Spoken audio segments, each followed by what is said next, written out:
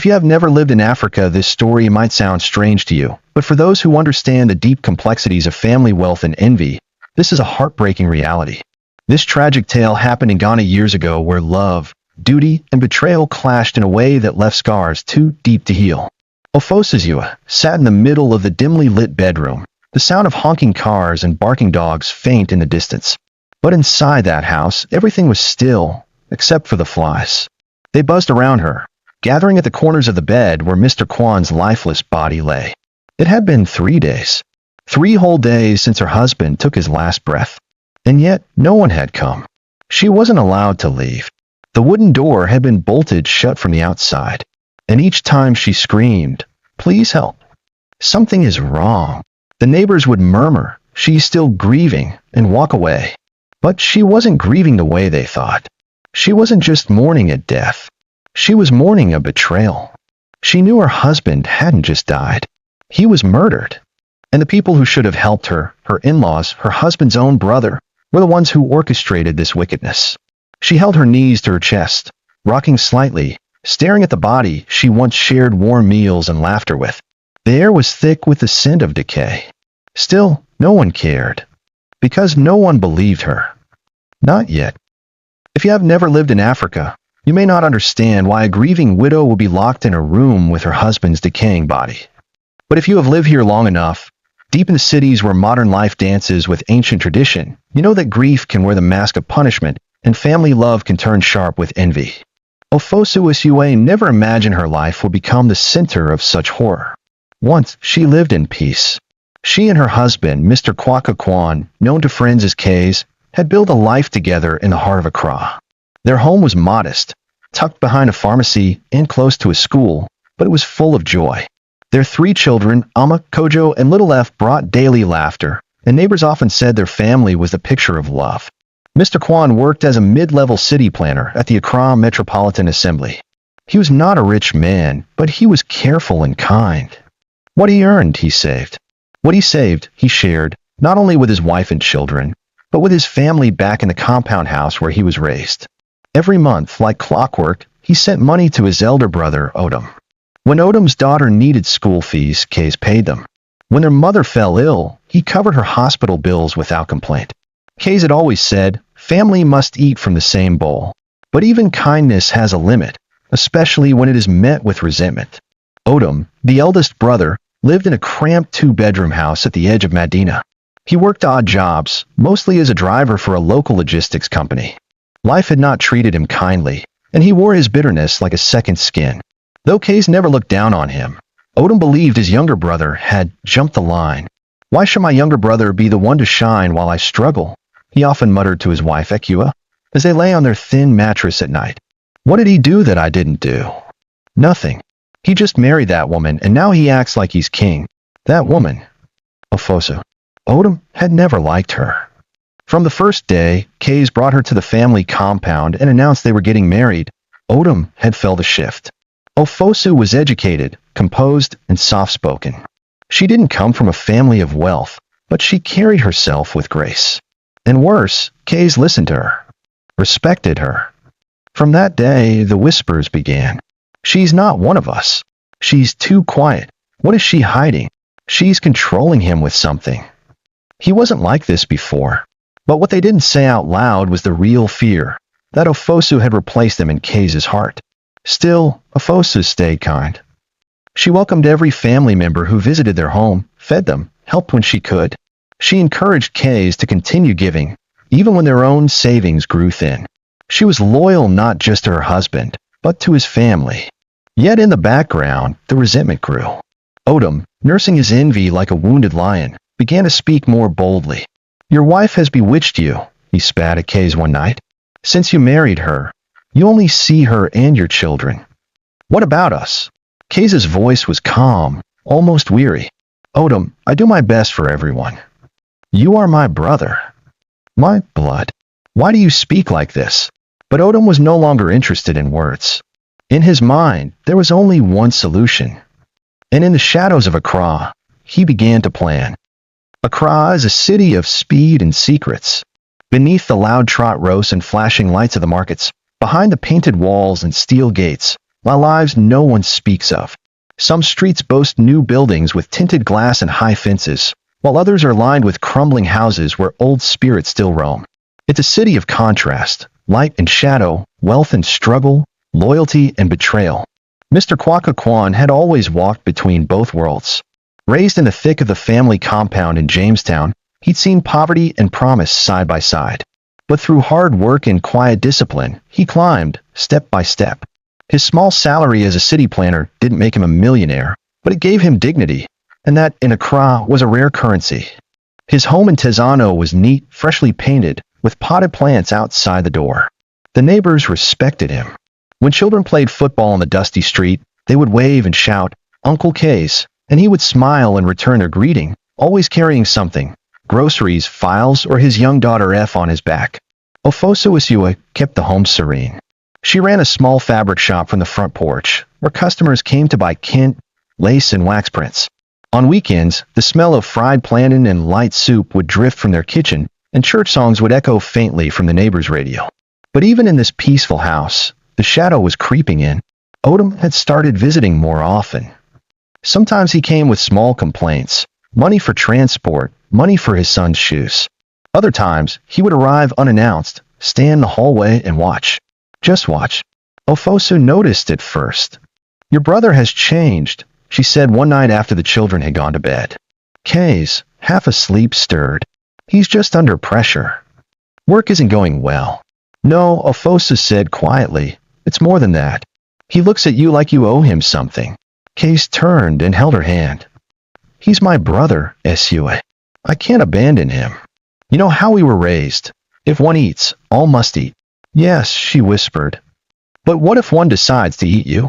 Case smiled at her words, thinking they were just born from worry. "He wouldn't harm me," he said. "We grew up in the same bed, shared the same bowl." But Ofosu didn't smile back. She'd seen Odom's eyes. There was no brotherhood in them anymore. Not long after, the strange calls began. Late at night, the landline would ring. When Ofosu answered, there would be silence or breathing. Sometimes a whisper, "He won't live long." Case tried to laugh it off. "Probably a prank," he said, though even he looked uneasy. But in the corners of their home, unease was growing. A cat died mysteriously at their front door, its eyes open, mouth foaming. A red thread was tied around its paw. One morning, Ofosu found a calabash hidden under their porch, filled with ash, feathers, and a piece of meat with a nail driven through it. Neighbors whispered. One old woman told Ofosu, "Someone is doing work, juju work. Protect your house." Ofosu prayed harder. She burned frankincense. She stopped allowing Odom into their bedroom. But still, the sense of being watched followed her everywhere. Even when she walked through the city, through Makola Market to buy fabric, or down Kwame Nkrumah Avenue with her basket, she could feel it. Eyes behind tinted car windows. A presence behind her in the crowd. City life makes people numb to the strange. But Ofosu wasn't imagining this. The city had become her enemy. And in its shadows, something terrible was being prepared. Odom's hatred was no longer silent. It had matured, grown legs, and begun to speak through clenched teeth and backhanded compliments. The man who once laughed with K's under the mango tree in their childhood home now only stared with eyes that burned with silent judgment. To the rest of the world, Odom was just a struggling older brother, a man trying to find his footing in a fast-moving city. But within him brewed something darker. Not just envy, but entitlement. In his mind, he had been cheated by life. And the face of that injustice was his brother. K's was younger, yet he owned a car. K's had a stable job, a peaceful marriage, and 3 well-mannered children. K's was respected. Meanwhile, Odom bounced between contracts and petty quarrels with his wife, who now spoke to him with thinly veiled disgust. "You let your younger brother feed us like beggars," Akua sneered one evening as they sat in silence. "He pays school fees for your daughter. Even my family mocks me." Odom's jaw tensed. That night, he didn't sleep. He sat on the veranda, smoking bitterly, eyes glowing in the dark. The small bulb outside flickered above him as thoughts spiraled in his head. Not thoughts of hope or effort, but thoughts of punishment, of power reclaimed. "If the crab does not die," he whispered to himself, "it will not stop crawling." From that moment, his intention shifted from bitterness to planning. He began visiting a man called Papa Nene, a herbalist known for his solutions in the outskirts of the city. Hidden behind banana trees, the small shrine glowed with red candles and smelled of crushed leaves and blood. Chickens clucked nervously in cages, awaiting sacrifice. Papa Nene looked Odom in the eye and asked just one question. Do you want silence or shame? Odom didn't blink. Silence. And everything that belongs to him. The herbalist nodded. Then you must bring me 3 things. Something from his body, something from his house, and something tied to his spirit. Odom left that night with instructions, his heart pounding like a war drum. Over the next few weeks, he played the role of devoted elder brother. He visited Kay's often, bringing food, helping to fix small things around the house. He would sit with the children, laugh with F, and compliment Ofosu's stew. All while watching, memorizing, and stealing. A toothbrush here. Comb there. One of Kay's socks. A piece of white cloth from his bedroom. Every item was placed carefully in a black plastic bag and delivered to the shrine under the cover of darkness. Ofosu noticed the change. Your brother is too kind lately, she said. It's not normal. But Kay's brushed it off. Maybe he's just trying to make peace. Peace? No. Odom was laying a trap. And soon, all that was left was the final item, something from Kay's spirit. So he did what no brother should ever do. He tricked Kay's into a blood oath. I've been thinking, Odom said one evening. Let's protect each other. Like when we were boys. Kay's laughed. Protect each other from what? From the world, Odom replied. Let's mix our blood like the old days. Brothers forever. He pricked both their thumbs and mixed the blood with gin, pouring it over cola nuts under the baobab tree near their childhood compound. Case thought it was tradition.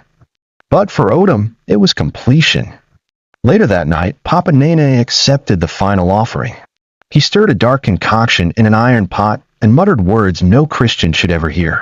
Now, he said, his eyes glowing, your brother's days are numbered. And Odom? He walked away smiling. The first real crack came on a Wednesday evening. Rain had been threatening all day, thick clouds pressing down on the city like a warning. In Tezano, the streetlights flickered as thunder rolled above. Inside Kay's and Ofosu's home, dinner was just being served, boiled yam and Kanamayer stew, with fried fish and sliced avocado on the side.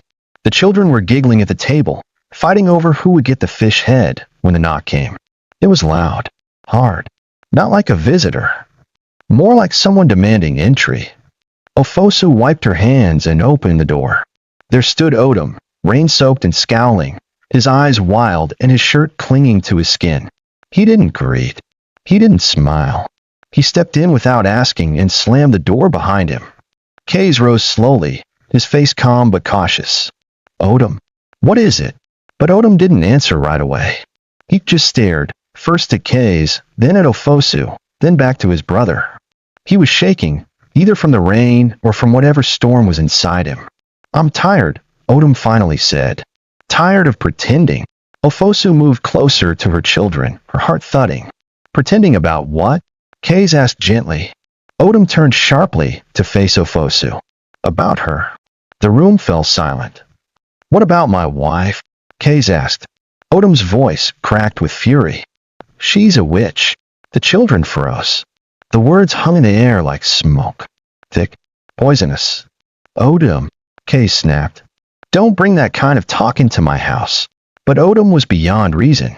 She has blinded you, Kays. Since you married her, you've changed. You see no one but her and these children. You abandoned your own blood. Your own family.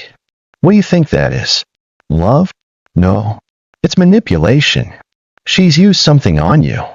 She's not ordinary. Ofosu's hands trembled where they rested on F's shoulders. Her eyes were wide, but she said nothing. This wasn't the first time she heard whispers like that, but never had they been thrown in her face like fire. I have done nothing but respect you, she said quietly, and love your brother. Odom spat on the floor. Respect? Is it respect to turn him against his people? To keep him in this foreign life while we suffer? Kay stepped between them. His voice was firmer now. Odom, go home. I'm not leaving until you open your eyes. Odom shouted. You have built this life on our suffering. You give us crumbs while you eat meat with her. Kay's jaw tightened.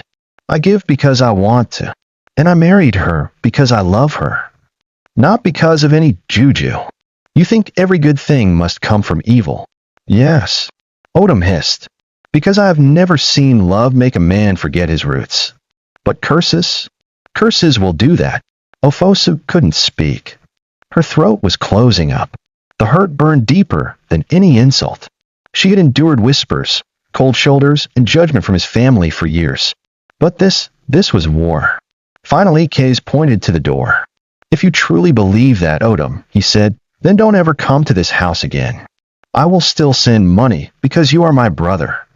But you will not bring poison to my doorstep. Odom didn't move for a long second.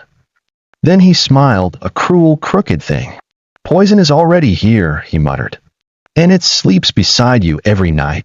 Then he left, slamming the door so hard the glass rattled. Silence fell again. Only the rain spoke, tapping the windows like knuckles in the dark. Ofosu sat down slowly, her hands in her lap. Kays came to her side, placed a hand on her shoulder. I'm sorry, he said. But the apology wasn't enough. Not anymore. Because something had shifted. Something Odom had planted with his words. And even if Kays didn't believe it, others would. The seeds of doubt were sown. And soon, they would bloom. In the heart of Accra, news spreads faster than fire in Harmattan.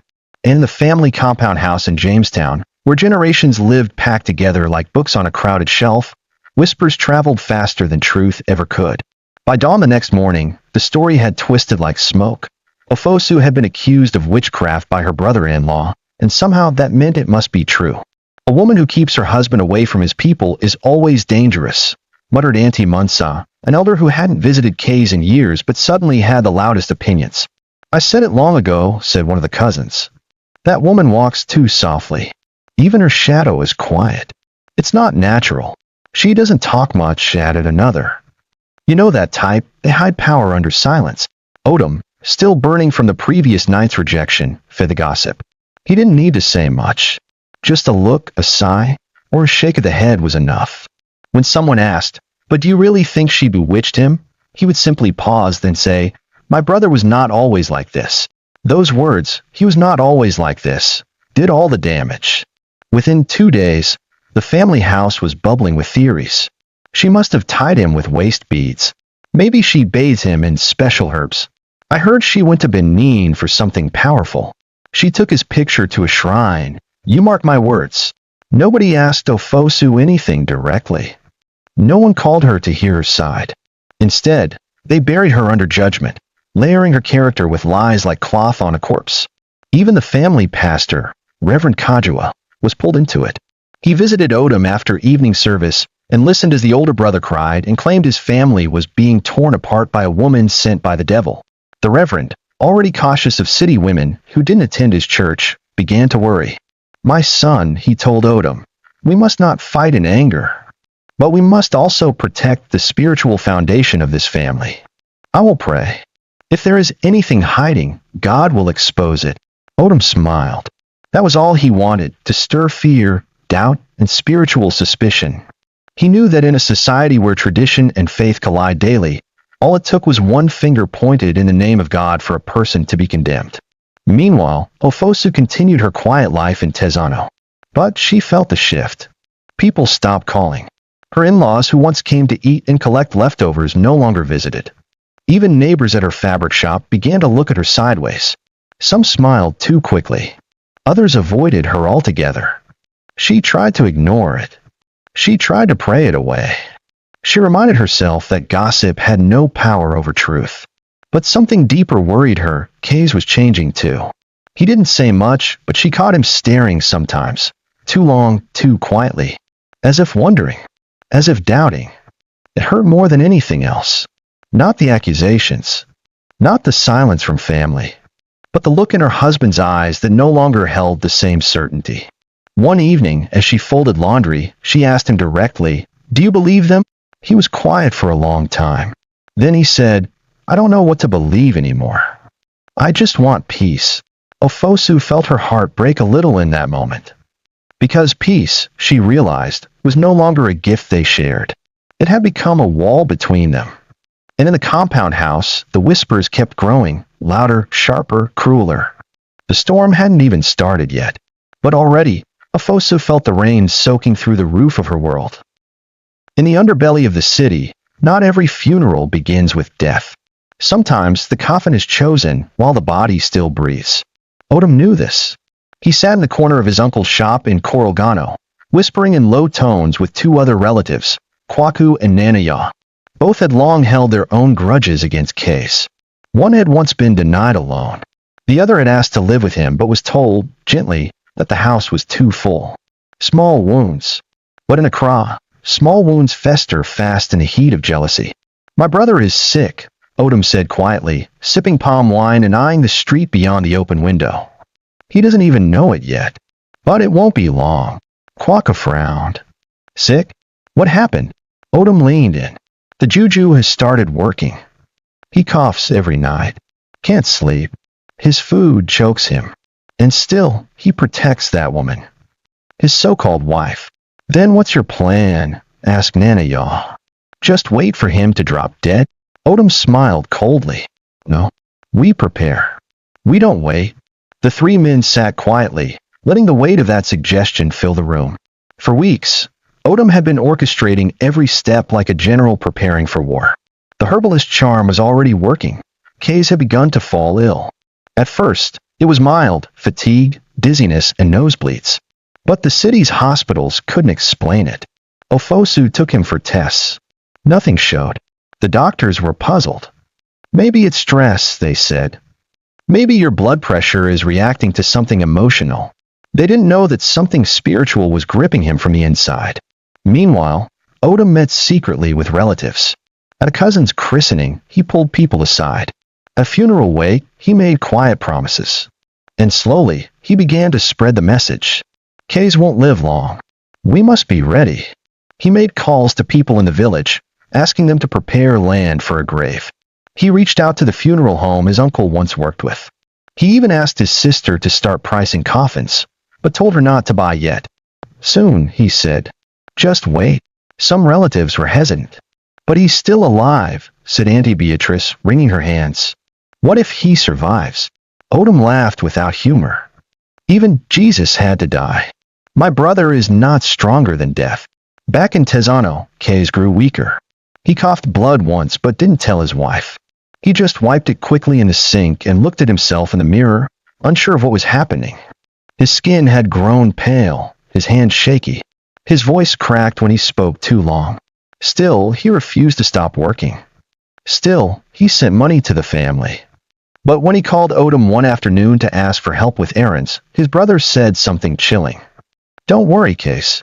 Soon, you'll be free from all of this. The line went dead. Case stared at his phone for a long time. Something in Odom's voice felt final. That night, he told Ofosu, if anything happens to me, take the children and leave. Don't trust anyone. Not even my family. Don't talk like that, she whispered, clutching his hand. But in his heart, Kays knew the funeral had already started. The invitations were not printed, but they were spoken in whispers. The coffin was not yet made, but was already imagined. And in the dark corners of the family house in Jamestown, they began writing his obituary. Not with paper, but with envy. The electricity went out at exactly 11:37 p.m. In Tizano, that wasn't unusual. Power cuts were common, and most people barely reacted when the lights blinked out. But that night, something felt different. The air turned heavy, as if the city itself was holding its breath. Ofosu had just tucked in the children. F was still scared of the dark, so she placed the rechargeable lamp by her bedside before leaving the room. The baby Kabi was fast asleep in his cot, his chest rising and falling with soft wheezes. She stepped back into the master bedroom and found Kays sitting at the edge of the bed, holding his chest. Kays, she said, rushing to him. Is it the pain again? He didn't answer immediately. Sweat glistened on his forehead, and his eyes looked sunken, like he hadn't slept in days. The coughing fits had grown worse over the past week. They came like waves, unpredictable and violent, each one stealing a little more strength. I just need to breathe, he whispered. It feels like something is pressing on my lungs. She helped him lie down and wiped his face with a wet cloth. Outside, thunder rumbled. The windows rattled. The rechargeable lamp flickered as the wind howled against the door. That was when it happened. A loud knock. Bang! Bang! Bang! 3 sharp hits. Then silence. Ofosu stood, confused. Who knocks this late? Kays looked alarmed. Don't open the door. But the knock came again, this time softer, almost polite. Knock a knock a knock. Ofosu grabbed the flashlight and crept toward the door. She peeked through the small side window. No one was there. Her heart raced. She looked again. Still nothing. She even opened the curtain fully. The porch was empty. Not even a stray cat. She locked the door quickly and turned back toward the bedroom. But as she stepped into the hallway, she saw it. Footprints, wet, barefoot, leading from the front door to the living room. She froze. Kays, she whispered, come and see this. He dragged himself out of bed, his breath labored, and followed her gaze. Who walked here? She asked, trembling. He didn't answer. He bent slowly, touched the floor. Wet, cold. And the prints were large, larger than any of theirs. Almost like they belonged to a man who hadn't bathed in weeks. Maybe one of the children came out, Ofosu said, even though she knew none had. Kays turned to her. Someone was in here. They checked every room, every window, every lock. Nothing was broken, nothing stolen. But the footprints remained. That night, Kays couldn't sleep, and neither could Ofosu. Every creak in the house sounded like a whisper. Every shadow stretched too long. The rechargeable lamp eventually died. The darkness felt alive. At 3:12 a.m., Kays woke with a scream. His chest was burning, his fingers clawing the bedsheet, his eyes wide with terror. Ofosu held him down, shaking, crying. Something is sitting on me, he gasped. I can't breathe. It's sitting on my chest. She prayed loudly. Words stumbled out of her mouth as she wept. The children woke up, frightened, crowding into their parents' room. After what felt like hours, Kays fell back asleep, sweating and shaking. At dawn, they want to see a prophet in the next neighborhood. He listened to the story quietly, then nodded grimly. They've called your spirit, he said. They want to carry your soul before your body dies. Ofosu stared at him. What can we do? The prophet looked at Kays. Someone close has planned your funeral already. They're just waiting for the corpse to make it official. He pulled out a bottle of anointing oil and a Bible wrapped in red cloth. You have only one chance. We must fight in prayer. But you must stay inside tonight. Don't open your door. No matter what you hear. Back home, as night approached again, Ofosu locked every door and window.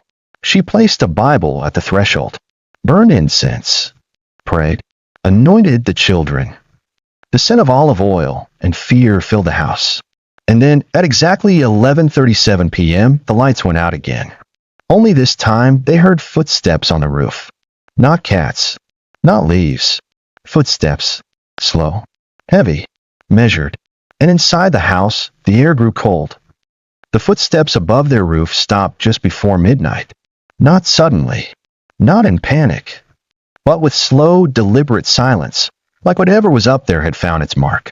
Ofosu held her 3 children tightly on the floor of the master bedroom, her eyes fixed on the ceiling.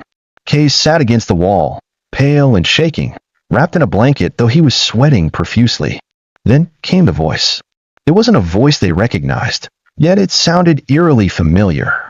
Kays, low, croaky, not loud, but the type of voice that carried, even through thick walls. Kays's mouth parted slightly, and his eyes widened. His lips trembled as he whispered, It's my father. Ofosu stared at him in disbelief. Your father? But he died 12 years ago. No, Kays said, tears forming in his eyes. But that's his voice. The sound came again, this time closer. It was no longer outside, it was inside the house. Kays, my son, come out. I have something to show you. Something cold moved through the room like a shadow that had no source. The children whimpered.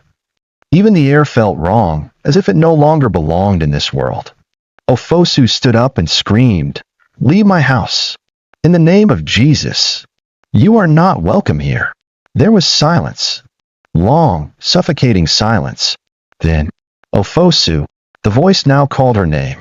Except this time, it sounded like her late mother's voice. Gentle, sweet, but hollow. My daughter, you've become something else. You've bewitched him. You broke the bloodline. Shame will visit you. Ofosu dropped to her knees, clutching the cross around her neck, her voice rising into urgent prayer. She shouted scriptures, rebuked the spirit, spoke in trembling tongues. Kays fell backward with a violent cough, spitting blood onto the floor. His body convulsed. The children screamed. That was when the front door began to creak open on its own. No keys, no touch, just the wind and something else. Ofosu rushed out and slammed it shut.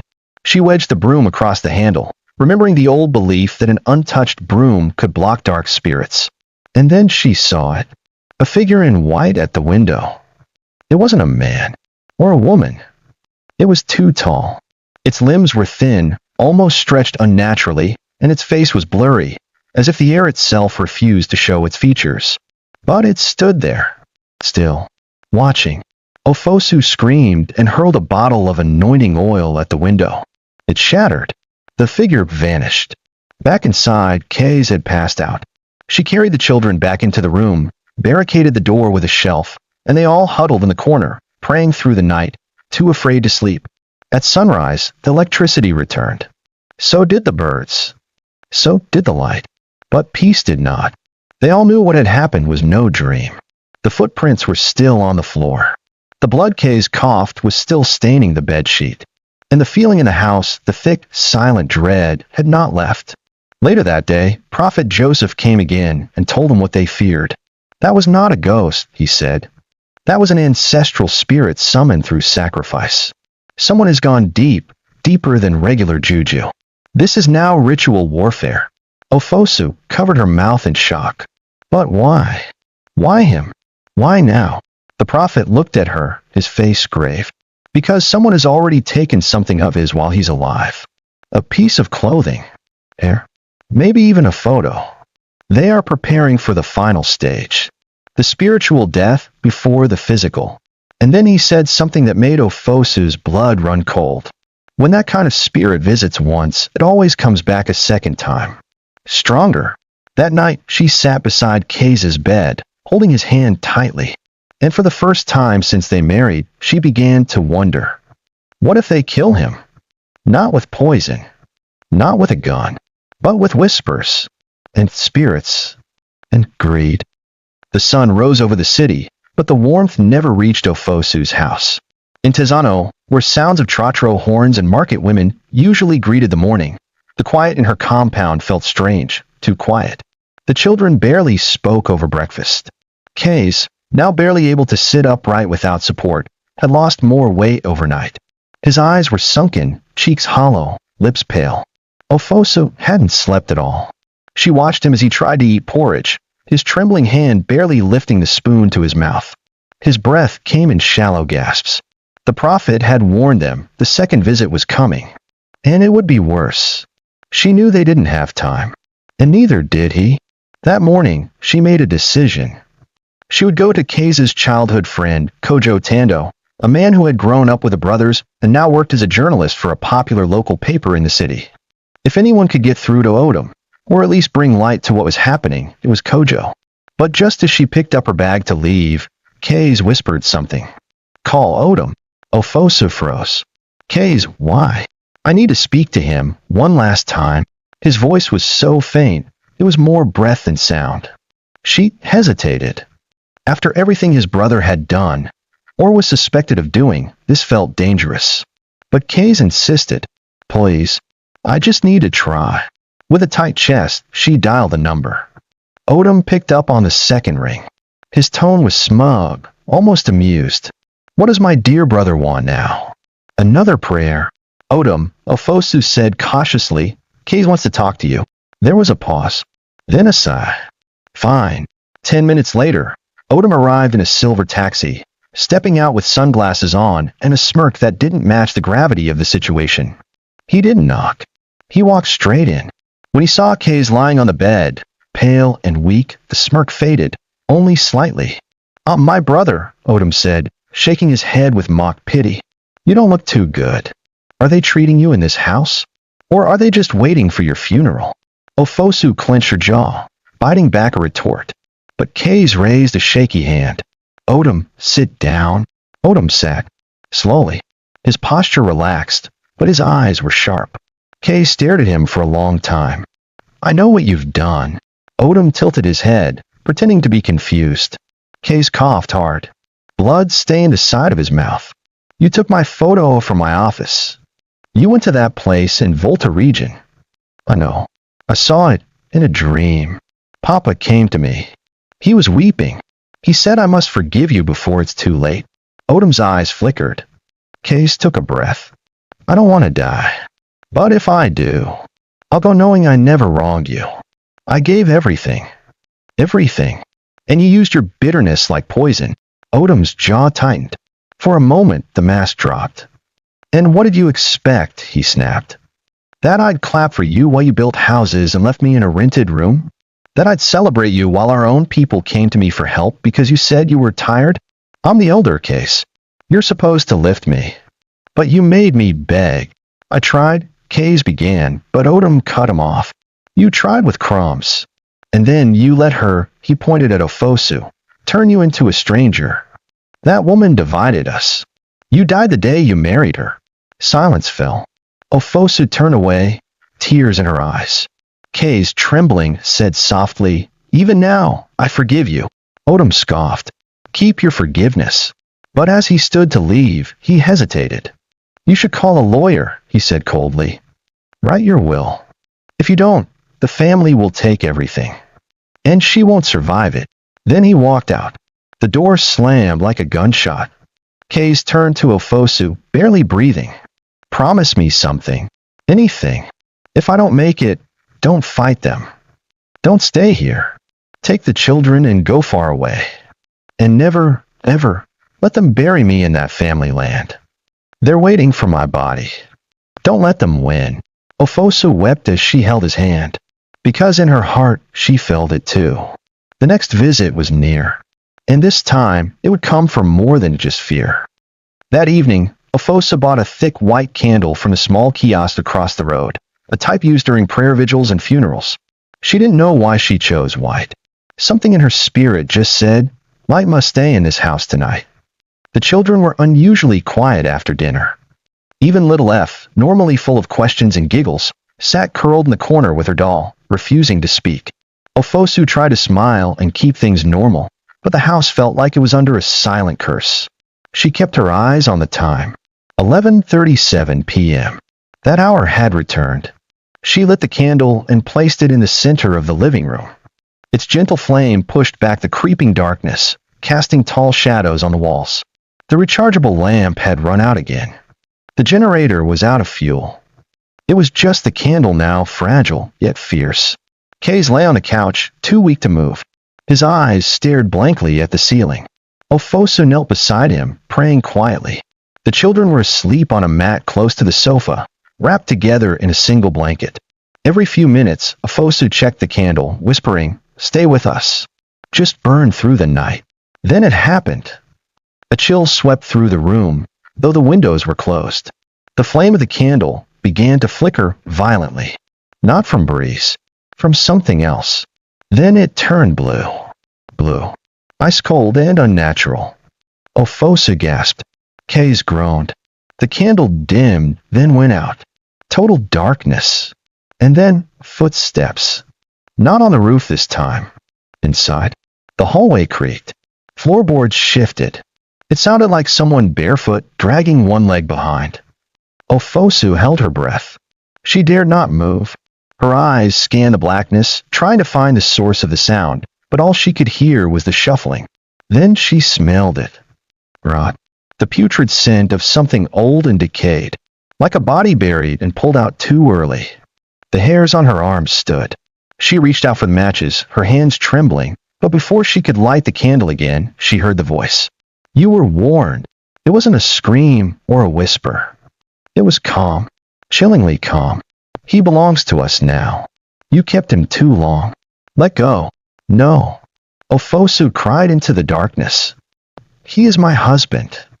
He is a father. He is not yours. A burst of wind slammed the kitchen door open. Plates shattered on the floor. The children woke up screaming. The entire house began to tremble. Case began to convulse violently, foam spilling from his mouth. No, no, not tonight, Ofosu shouted. She threw oil on his chest, praying loudly in Twi and English, calling on every name of God she knew. Jehovah, Almighty God, fight for him, fight. And then, just as suddenly as it began, it stopped. Silence. The air stilled. The scent vanished. The trembling ended. Kays lay still. His eyes were open, but he wasn't breathing. No, no, no. Kays. Ofosu screamed, pounding his chest. Don't do this. Don't go. Stay with me. The children wept behind her. The darkness seemed to mock her pain. And then a breath. Gasp. Kays' chest rose. He was alive. Weak but alive. Ofosu collapsed beside him, sobbing uncontrollably. She had won tonight's battle. But it had come with a warning. The candle had gone out. Next time, it might not light again. The next morning was anything but normal. Roosters crowed, taxis honked, and the aroma of wache drifted through the air as vendors set up their stalls. But inside the Kwan residence, it was a different world. A world of silence, exhaustion, and spiritual dread. Ofosu barely had time to rest after the night's terrifying events. Kays had fallen into a deep, almost coma-like sleep after being revived, and the children refused to leave her side. They clung to her robe even as she walked from room to room, murmuring prayers and sprinkling anointing oil. It was just past 9 a.m. when something strange happened again. F, the youngest, pointed through the back window and whispered, "Mummy, who is that man?" Ofosu turned. At first, she saw nothing. Just the small garden behind their compound, a space where Kays used to plant yam and okra on weekends, now overgrown and dry. But then, in the far corner, she saw him. A tall man, bare-chested, wearing tattered white cloth around his waist. He stood facing the wall, motionless, his skin dark and leathery like he'd lived under the sun too long. His back looked wet, as though he'd just come out of water.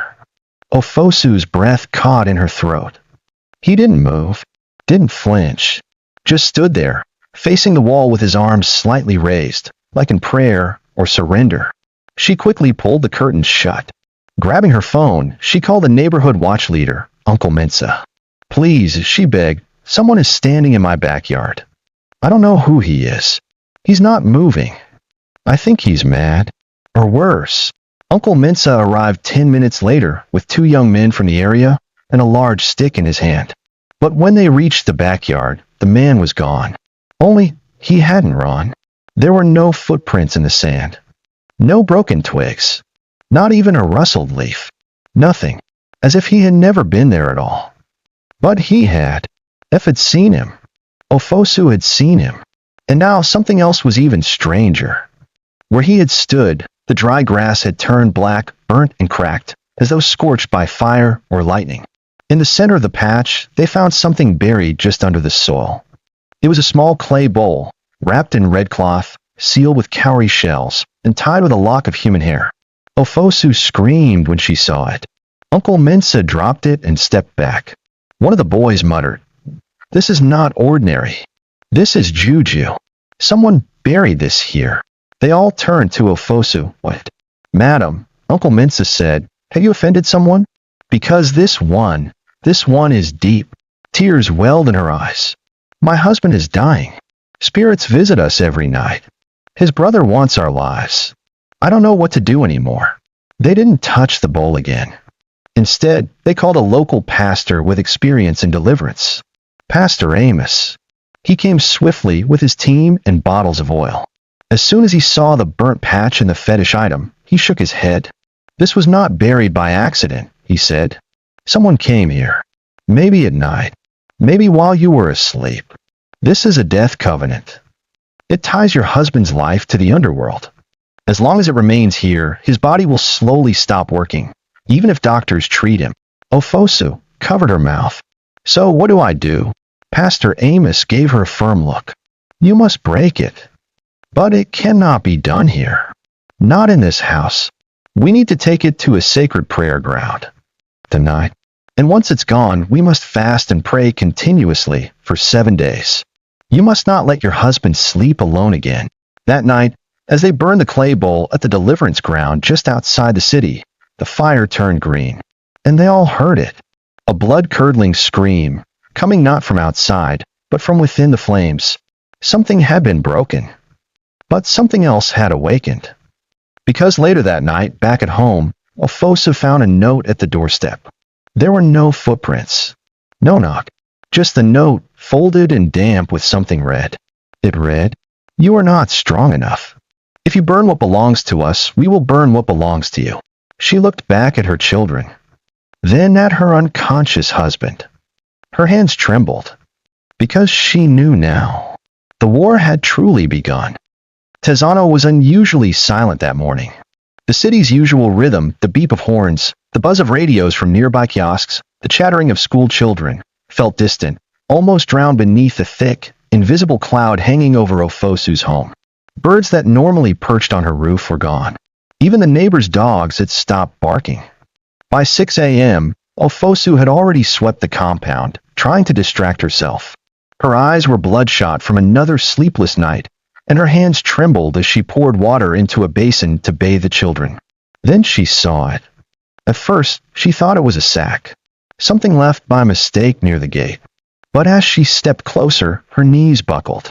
A coffin. A small, crudely made wooden coffin, black in color, with fresh palm fronds tied around it. It sat upright, leaning against the gate like an unwanted package. No note this time. No sound. Just the eerie presence of death, knocking without making a sound. Ofosu let out a choked cry. Jesus! She rushed back into the house and locked the door, her chest pounding like it would explode. Kwaku. She called out to the eldest of her children, who had just finished brushing his teeth. Stay inside. Don't open the door for anyone. Not even me. He nodded silently. He'd grown more mature in the last few weeks, like trauma had accelerated his childhood. He didn't ask questions anymore. With trembling hands, Ofosu dialed Pastor Amos. He answered on the first ring. "There's a coffin at my gate," she whispered. "It's real, Pastor. Not a vision. Not a dream. It's there. What does it mean?" Pastor Amos paused, then said gravely, "It means the line has been crossed. They've moved from spiritual attack to physical manifestation. This is not a threat. It is a declaration. A declaration of what? That one in your house, your husband, is already being counted among the dead. And you are being warned not to interfere." Tears rolled down her cheeks. "But I already have. Burned what they buried. I prayed. I fought. And they know," he said gently. "But they also know what comes next. Coffins are a message in our culture. When it appears at your doorstep without a death, it is either an invitation or a prediction." Ofosu stared out the window again. Still there. The coffin sat like a silent witness. "Don't touch it," the pastor continued. "Don't open it. I'll send the deliverance team again. But for now, gather your children. Anoint the corners of your house. Lock the doors. And start reading Psalm 91 out loud. Even if your voice shakes, read it. Let the spirits know you are still standing." By 9 a.m., a crowd had gathered outside. Neighbors whispered in fear. Some crossed themselves.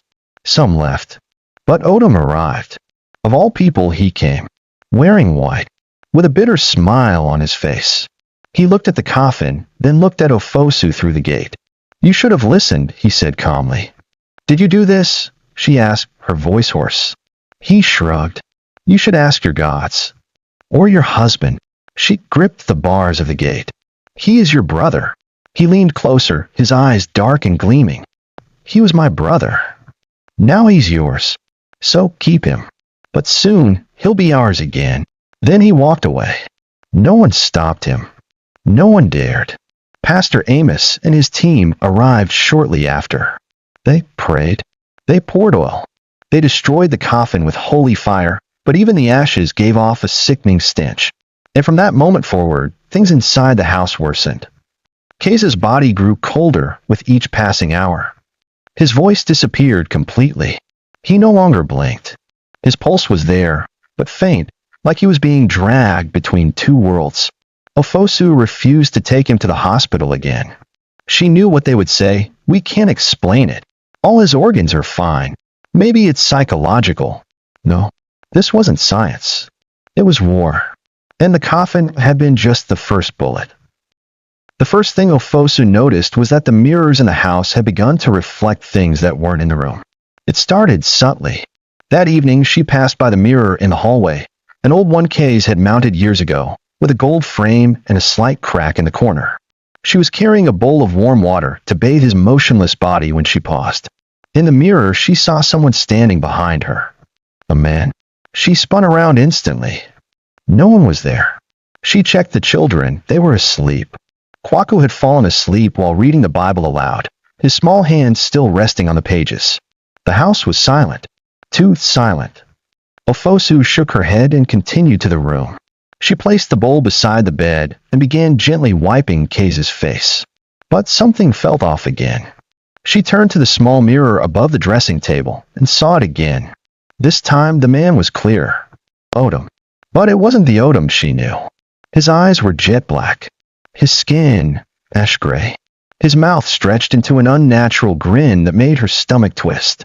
He stood behind her in the reflection, but the room was empty. And then the reflection moved. He leaned in close behind her. His lips in the mirror brushed her ear. Let him go. Ofosu screamed and flung the bowl. Water splashed across the floor. The children woke up crying. The mirror cracked straight down the middle. She backed out of the room, shaking. Her breath came in gasps. Mummy. Kwaku's voice came softly. Go back to sleep, she said quickly, trying not to show the terror in her voice. It's okay. It's nothing. But it wasn't nothing. Because at midnight, the broken mirror began to bleed. A dark, syrupy liquid trickled down the fractured glass thick, with a metallic scent of blood. The air turned cold. And from the shards of the mirror's reflection, Ofosu saw something worse. Kay standing. Not on the bed. Not beside her. In the mirror. He stood tall and straight, but with pale skin, vacant eyes, and blood dripping from his nose. She turned to him in real life, still lying limp on the bed. But in the mirror, he smiled. His eyes locked on hers. And then, in a low, unnatural voice from the glass, he said, They're already inside. Ofosu backed into the wall, screaming. She grabbed the Bible and clutched it to her chest. Jesus! Jesus! Jesus! The mirror shattered completely. The blood stopped. But the damage had been done. She realized it then. This battle was no longer just spiritual. It had crossed into the living fabric of their world. Into their glass. Their walls. Their dreams. The enemy had found a way in. Not just into her home, but into her husband. By morning, everything seemed strangely calm. Birds chirped. The sun shone through the windows, washing the tiled floors in golden light. The scent of kinki and fish from a vendor nearby wafted in through a cracked window. After the previous night's horror with a mirror, the peace almost felt wrong. Ofosu hadn't slept. She had sat on the floor of the bedroom the entire night, watching over Kay's, gripping the Bible like a lifeline. His body was still cold. His chest still moved, but just barely. No words. No movement. Just slow, stubborn breathing. She heard the children in the living room. Kwaku was telling F and little Nana to stay close to the couch and not to play near the back door. His voice sounded brave, but it was laced with a boy's fear. Ofosu forced herself up and walked out of the bedroom to find them. But the living room was empty. No children. No sound. Only silence and a breeze that shouldn't have been there. KW Kwaku, she called. Nothing. She ran to the kitchen. Checked the bathroom. Their small storeroom. Nothing. The back door was wide open. Panic gripped her throat. She ran into the compound barefoot, scanning every corner. No children. No footprints. The street was empty. Her breath came in short, painful bursts. Oh God, my children! And then she saw it. On the ground, near the wall that separated their house from the neighbors, was a piece of white paper. folded carefully. She ran to it and opened it with shaking hands. Inside were 3 names: Kwaku, Nana, Ife, and below them a single sentence written in black ink. "Now you will know how it feels to be left alone." Ofosu screamed so loudly the neighbor's gate opened. Mama Adwoa, the woman next door, came rushing out, tying a wrapper. "Yeah, Sister Ofosu, what is it? What has happened?" "My children," she cried, falling to her knees. "They were here, just this morning, and now they're gone." Mama Adwoa ran to help her up. "Maybe they went out to play. Let me ask the others." They asked everyone on the street. No one had seen the children leave. No one saw them playing. No one saw anyone enter or leave the compound. It was as if they had vanished. Just like that, Ofosu collapsed inside the house, wailing. She had faced ghosts, demons, even her brother-in-law's madness. But this was the final blow. Pastor Amos arrived less than an hour later. He anointed the entire compound, praying in tongues, laying oil at every door and corner. When he entered the bedroom and looked at Kays, he muttered, "It's begun." "What has begun?" Ofosu cried. "The exchange," he said grimly. "They couldn't take your husband completely because of your prayers. So they've taken the next most vulnerable targets. Your children." Ofosu sobbed violently. "Please get them back." "I will fast," Pastor Amos said. "But this is deep witchcraft. They've been hidden in a spiritual realm. Not dead, but trapped. We must go deeper in prayer. Deeper than ever before." But that night, as Ofosu sat crying on the bed, a new horror came. The TV turned on by itself. It flickered through static, then showed something terrifying. A video of her 3 children. They stood in a dark forest, surrounded by trees, holding hands, and behind them stood a figure. A man, his face hidden by a red cloth, tall, silent. And then F looked into the camera, straight at her mother, and whispered, "Mummy, don't forget us." The screen went black. Ofosu screamed so hard her throat burned. The TV shut off. The power in the house cut out. She lay on the floor, holding her chest. The fight had just reached its cruelest turn. Now she was fighting for her husband and her children. And her strength was running out. By the 3rd day of her children's disappearance, Ofosu had stopped crying. Tears had become a luxury. She had barely eaten, barely slept. Her husband still lay like a frozen shell. Her children were trapped in an unknown realm, and every corner of her once happy home now hummed with something foul, like a presence that refused to leave. It was Pastor Amos who came with a final suggestion. "There's someone you must see," he said quietly. "I've prayed, fasted. We've held night vigils. But this war, it was started by blood. It must be answered with truth. And sometimes truth lies buried deep beneath both city and soul." Ofosu looked at him with hollow eyes. "Where?" He hesitated. "Down now in the Forgotten Quarter. Jamestown's edge.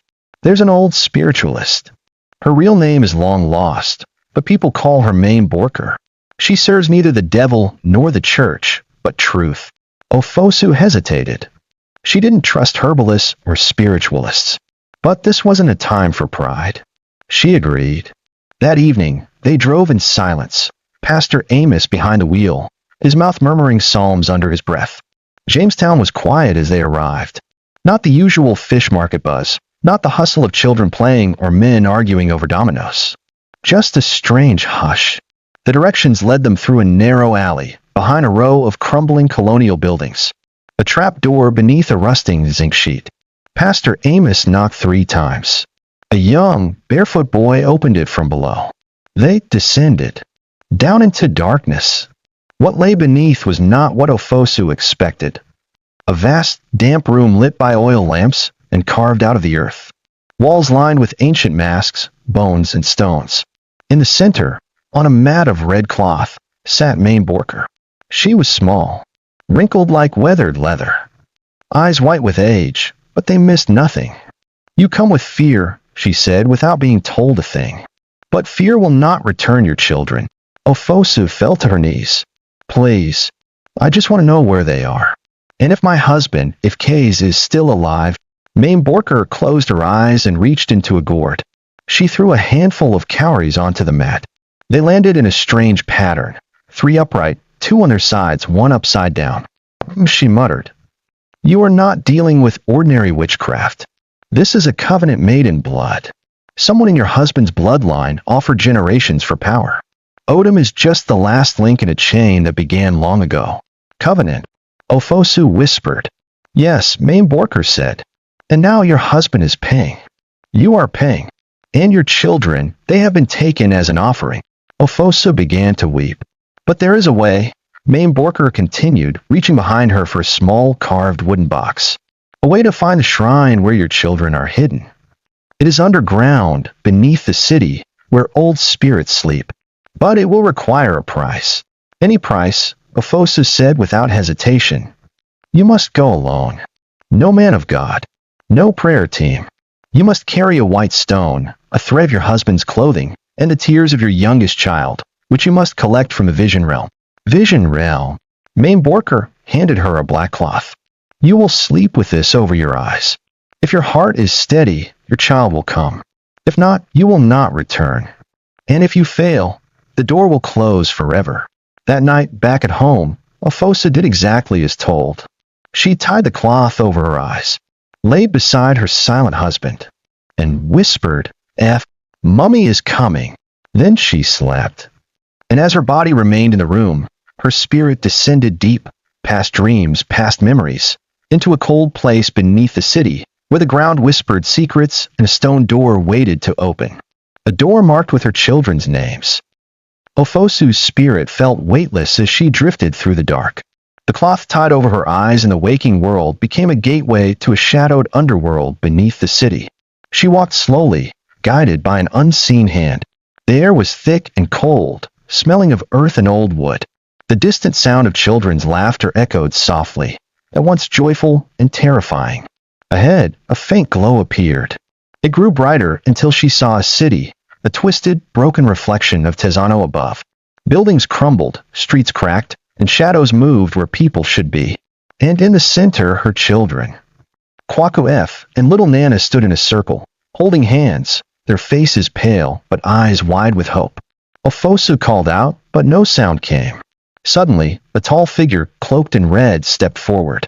It was Odom, but not as she remembered. His eyes burned like embers, and his smile was cruel. "You came," he said softly, "but you cannot take them." Ofosu's heart shattered, but she steeled herself. "I will find a way," she said firmly. Odom laughed, and shadows around him deepened. The battle had just begun. Ofosu's spirit stood frozen in the eerie city beneath Tezano, the city of forgotten children. The buildings were dilapidated shells of what they once were, with crumbling bricks and broken windows that seemed to weep dust. The streets echoed with faint footsteps that belonged to no one and distant whispers that clawed at her heart. Her children were there, just as she had seen in the vision. They held hands in a fragile circle, their faces pale and eyes large with fear and hope tangled together. Nana clutched a worn doll, F's lip trembled, and Kwaka's small fists were clenched tightly. Between Ofosu and her children, Odom stood like a dark sentinel, a cruel grin twisting his face. "You have crossed into a world you do not understand, sister-in-law." Odom's voice was cold but heavy with power. "These children are no longer yours." Ofosu swallowed the fear rising in her chest. "They are my children," she whispered fiercely, "and I will not leave without them." Odom's eyes narrowed. So brave, so foolish. The ground beneath them shifted. Shadows began to twist and rise, taking on forms of strange beasts and screaming faces. The air filled with a deep, humming chant that seemed to vibrate through her bones. "You want them back?" Odom sneered. "Then a bargain must be made." Ofosu's heart pounded wildly. "What bargain?" Odom stepped closer, the shadows parting like a curtain. He held out a dark, twisted dagger, its blade black as night and dripping with something that looked like blood, though it shimmered unnaturally. "This blade was forged from the sins of our ancestors. To claim your children, you must make a sacrifice. 1 drop of your blood, and a promise." Ofosu looked at the dagger, the air thickening with dread. She remembered Mame Borker's warning about blood covenants. They always came with a price, a debt paid in suffering, loyalty, or loss. What promise? She asked, her voice barely a whisper. You must swear allegiance to the covenant that Odom's bloodline began, Odom said. Swear that you will protect the family's power and ensure its survival. Swear that you will not interfere with the spirits who demand tribute. Ofosu's mind raced. The weight of generations of curses, greed, and betrayal hung heavily on her shoulders. Her husband's kindness had sparked this darkness, but now she was trapped in its snare. She looked at her children's frightened faces. They needed her. They needed her courage. She took a slow breath and then she said, I will give my blood, but I will never swear to protect the darkness. Odom's smile faded, replaced by cold fury. Then you lose everything, he spat. The shadows surged forward, trying to envelop her, but Ofosu closed her eyes and summoned every prayer she had ever learned. The Bible she had held so tightly in her waking hours felt warm and heavy in her spirit. She screamed a prayer so loud it shattered the silence. The shadows recoiled, Odom stumbling back. But before she could move toward her children, a sharp pain seared her finger. Blood dripped from a hidden thorn that had pierced her skin. The blood fell onto the black blade. Odom's eyes gleamed with triumph. You have made your choice. You are bound. Ofosu felt a cold chain wrapped around her heart, a binding she could neither see nor break. You will save your children, Odom said, his voice low and cruel. But you will serve the covenant. For blood bought with blood. Her children stepped forward, their hands reaching for her. Ofosu took them into her arms, tears streaming down her face, relief and fear mingling in a storm inside her. As they began to walk back through the dark city, the shadows whispered. They were not done with her yet. The moment Ofosu's spirit reclaimed her children from the shadows beneath the city, the air grew heavy with an unbearable weight. The covenant Odom had spoken of clung to her like a shackle, invisible but unyielding. The binding blood oath was etched into her soul, a silent contract written in pain and sacrifice. As they ascended through the dark passageways beneath the crumbling city, Ofosu held tightly to Kwap and Nana. Their small hands gripped her clothes, trembling with a mixture of hope and exhaustion. Their eyes, once filled with fear, now shimmered with the faintest spark of trust. Yet the path back was not easy. With every step toward the surface, the shadows clawed and hissed, as if warning her that freedom would not come without a price. When Ofosu finally awoke in her bedroom, the cloth over her eyes damp and cold from tears, she gasped for breath. The weight of her spirit's journey pressed down on her chest, leaving her trembling. Keisa's still body lay beside her, a haunting reminder of the mortal world's fragility. She reached out to touch the children's faces. They stirred, blinking in confusion, as if waking from a long nightmare. They were safe, for now. But the curse that bound them all had not lifted. Pastor Amos arrived at dawn, sensing the shift in the air the moment he stepped inside the house. You have returned, he said gravely. Ofosu told him everything. The journey into the spirit world, the covenant, the blood oath, and Odom's cruel bargain. Pastor Amos frowned deeply. This is more than witchcraft. It is a war of souls. Together, they began to pray, seeking deliverance. But the pastor's prayers felt faint, battling against an ancient force stronger than either of them. Days passed, and Ofosu noticed the first sign of the covenant's price. Her strength began to fade, and strange dreams haunted her sleep, whispers calling her to fulfill promises she did not wish to make. Odom's shadow lingered in every corner of her mind. Worse, the children started to change. Kwaku, once bright and lively, grew quiet and withdrawn. F's laughter became hollow, and Nana's innocent eyes flickered with shadows too old for her young soul. Ofosu knew the covenant demanded a debt, a price for their freedom. And the debt was hers to pay. One evening, as the sun dipped below the city's skyline, Ofosu sat alone on the porch, clutching a small, blood-stained cloth, the thread of Keisa's shirt she had taken to the spirit world. She whispered to the wind, "What do you want from me? What must I do to save them?" The answer came in a voice both familiar and chilling. Sacrifice. Not of money. Not of possessions. Of life. To break the curse, Ofosu would have to give a part of herself, her freedom, her future, perhaps even her very soul. The thought crushed her. But she looked at her children, their fragile forms resting peacefully inside the house, and her resolve hardened. She would pay any price, even if it meant walking through darkness alone. The days following her spirit journey into the underworld were the darkest Ofosu had ever known. The binding blood oath left invisible scars on her soul, like a shadowed chain dragging her down, whispering threats she could not escape. Every moment she was reminded that freedom came with a price she had not yet fully understood. Her children were back with her, but they were not the same. Kwaka no longer laughed freely. F clung silently to her dress, and Nana's wide eyes sometimes flickered with a strange, distant light. Ofosu's heart ached, but she tried to mask her pain for their sake.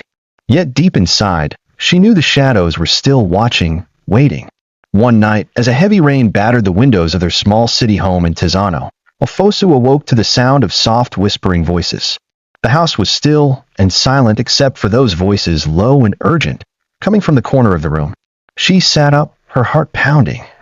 "Who's there?" she called softly, fearing and hoping at once. A figure stepped out of the darkness, a man cloaked in shadow, his face hidden beneath a hood. Yet Ofosu felt she knew him. "Odom," she breathed. He smiled, a cold, cruel smile. "You have come far, Ofosu. But the journey is not over." Her hand instinctively moved to the small knife she kept hidden beneath her pillow, a token of protection Pastor Amos had given her. But Odom did not flinch. "I have come with a demand," he said. "The covenant cannot be broken by blood alone. It requires a sacrifice, one worthy enough to balance the scales." Ofosu's breath caught. "What sacrifice?" Odom's eyes gleamed in the dark. "Your life, or a life of equal value. One who carries your blood. One who can inherit the burden you refuse." She shook her head fiercely. "I will not allow it. My children are innocent." He stepped closer. "Innocent? They carry the same bloodline. They are bound whether you accept it or not." Tears streamed down her face. "There must be another way." Odom's smile faded. "No. The spirits demand balance. The debt must be paid." The weight of those words crushed her. The covenant was a noose tightening around her family. The promise she had made in the Shadow City now demanded its toll. As Odom vanished into the darkness, leaving only his chilling laughter behind, Ofosu felt the cold reality sink deep into her bones. She could save her children, but only if she gave up everything. The next morning, Pastor Amos found her kneeling before a small altar she had set up, clutching a photo of Kay's and whispering prayers of desperation. "We must seek help beyond this city," he said gently. "There are elders and healers who know ancient rites to break such covenants." Ofosu looked up, hope flickering in her eyes for the first time in weeks. "Where?" He hesitated. "Far beyond Tizano. But the journey is dangerous. The shadows will follow you." She nodded. "I've already walked through darkness. I will go anywhere to save my family." And so, with a heart full of fear and determination, Ofosu prepared to leave the city behind. The battle between love, duty, and betrayal was far from over, and the next chapter of her story would take her deeper into the unknown.